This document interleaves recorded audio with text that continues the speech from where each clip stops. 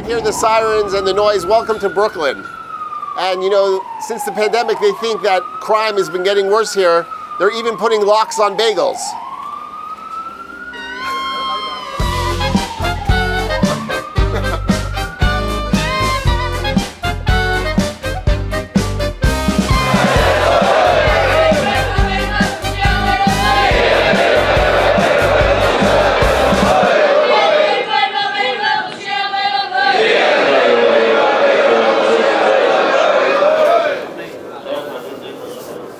So they're doing the morning prayers, the morning after Passover. Passover was amazing. It celebrates our freedom, the Jewish people's freedom from slavery in Egypt. But we have to celebrate the freedom from slavery every day because we could be slaves to society, slaves to ourselves, self-centered. So every day we have to realize that to go beyond ourselves, we have to go to something bigger and higher, which is obviously the purpose for which we were created. Everyone chuckling, the shaking. During the pandemic, this place was actually closed for like 4 months. So, which was highly unusual because this place has never been closed for a day since it was founded in the 40s. This place is more busy than ever, more lively than ever, and celebrating the joy of life. You know, often people get so upset when there's death. But are they as equally happy or happier when there's life? You know?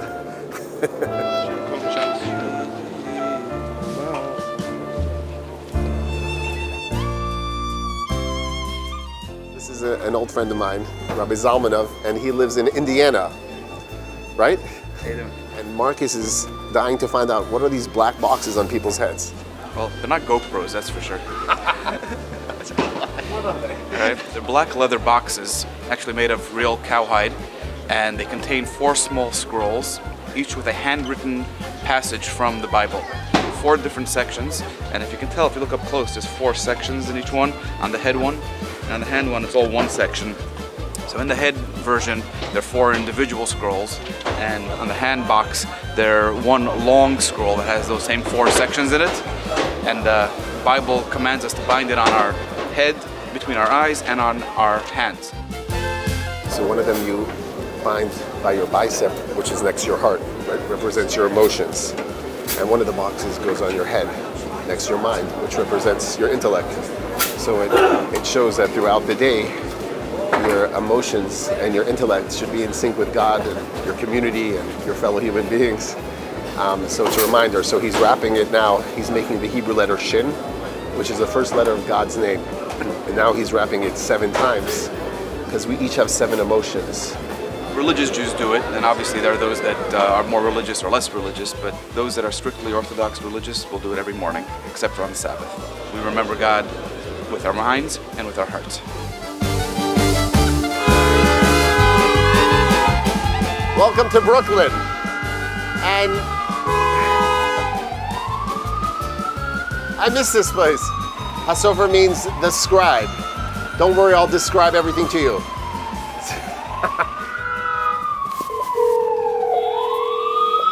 Okay, we're in.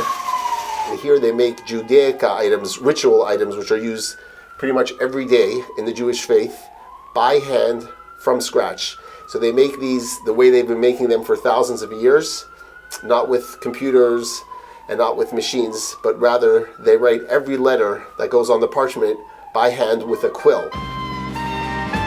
This is the Hasofer, the Scribe, and I told him, don't worry, I'll describe everything to you. And they also have a YouTube channel themselves, and you could subscribe. His father-in-law is the head scribe here. He circumcised 3 of my sons, and then the 4th son, his son, circumcised. That goes back to when Abraham circumcised his son Isaac. Well, remember we were just learning about the black boxes. So because the boxes have parchments which have ink, you know, the little Torah portions, you need to make sure that the ink doesn't smudge or fade away. Twice every 7 years, you have to send those black boxes with the parchments inside of them to the scribe. And the scribe does a mini surgery. He cuts open the stitching, takes out the parchments, analyzes them, making sure that the letters are still written correctly. So it's like you get them serviced. Exactly. It's like an oil change. Everything has to be done, written by hand and reviewed in person. But because we live in the age of technology, they came up with some technology via the computer that you could be more, accurate, or you could double check, but nothing replaces the personal touch here. So there's nothing more personal than a handwritten letter, which we forget in the days of email and text. The actual workroom, Hasidic sort of art studio. The parchment which they write on starts off with the hide of a kosher animal. This is not paper from a tree. It went from this to this.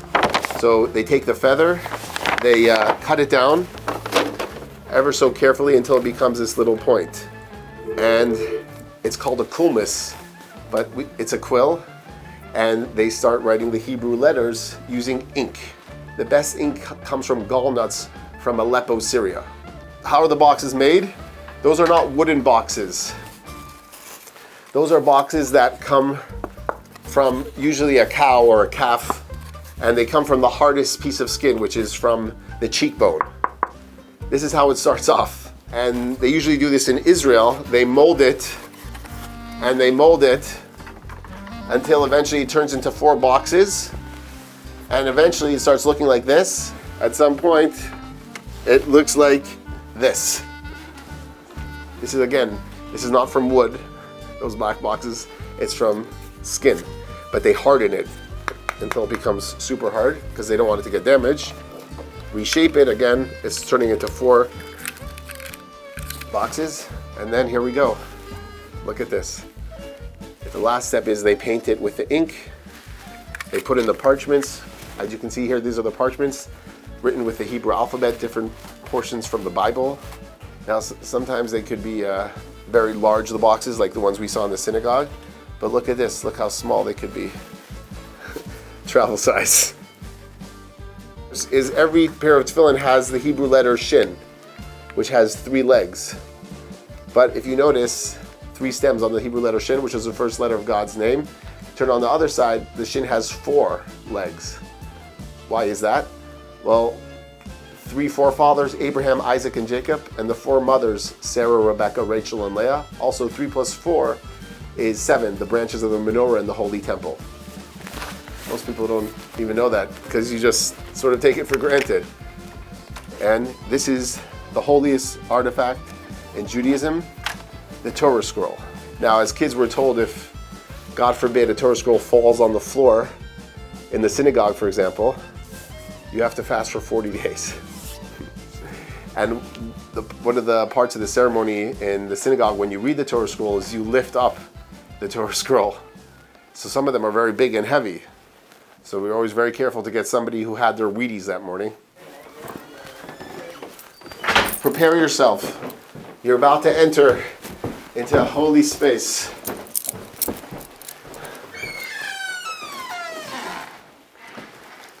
Welcome to the Torah scroll room. You can see there are dozens and dozens of Torah scrolls literally sent from every corner of the globe. So some of the Torah scrolls are very large, as you can see, and some of them are very small, tiny, like this one right over here. Every single letter that's written in the Torah scroll, which is the 5 books of Moses, it starts off with the most famous verse, in the beginning, God created the heaven and earth. And it ends with, Moses' death, and the Jewish people are entering into the land of Israel. Now, even if one small letter in the Hebrew alphabet that's written in the Torah is disfigured, it could render the whole Torah puzzle, as we call it, not kosher and not be fit to be read. So let's say you're reading it in a synagogue and the reader comes across one letter that looks not so kosher to him. What do? Can you continue? Do you have to stop the whole congregation? So what they do is they call up a child who's learning the Hebrew alphabet and they say, is that an aleph or a beis? If the kid gets it right, you could keep on reading. If the kid says the wrong letter that shows that it's not kosher, you got to stop right there and wrap it up and send it to a place like this. This one is different than the rest of them because the parchment which it's written on is much darker. Back in Spain and Portugal, several hundred years ago, they wrote on deerskin. And they recently found this in Portugal, this Torah scroll, which may have been hidden during the Holocaust. Unfortunately, it's beyond repair, so it's going to go back to Portugal and be displayed in the synagogue, but not fit for use. This is the Tefillin, the black boxes. Look, that's Hebrew writing. There we go. These scrolls are what are called Mezuzahs, because on every doorpost in every Jewish home besides the restroom, they have these little parchments, as you can see, like right here. So, let's say if you have a big house, that's a lot of mezuzahs. Now, in the mezuzahs, you have, handwritten by a scribe, the most famous prayer in Judaism. As you can see, the first line, "Hear, O Israel, the Lord is our God, God is one." In Hebrew, that's Shema Yisrael, Hashem Elokeinu, Hashem Echad. Here, actually, they train scribes to become expert scribes. As you can see here on the dry erase board, they're showing them between each letter, there's a certain distance. These are the crowns on each letter. It gets very intricate, very detailed. And as I said before, the scribes, they're highly trained, they're highly skilled, and they're highly dangerous. They're using sharp instruments. Okay. Every type of race and religion is welcomed here in Crown Heights, welcomed into the synagogue, into my Hasidic home. And we take groups to the Scribe, we show them the ritual bath, and it's all in a way of getting to know each other, in a way of talking about the most important, fundamental issues in life. So I look forward to seeing everyone. If you want to reach out to us, feel free to visit jewishbrooklyn.nyc or go on Airbnb Experiences and check out Hasidic Brooklyn. I just did a promo. Ouch.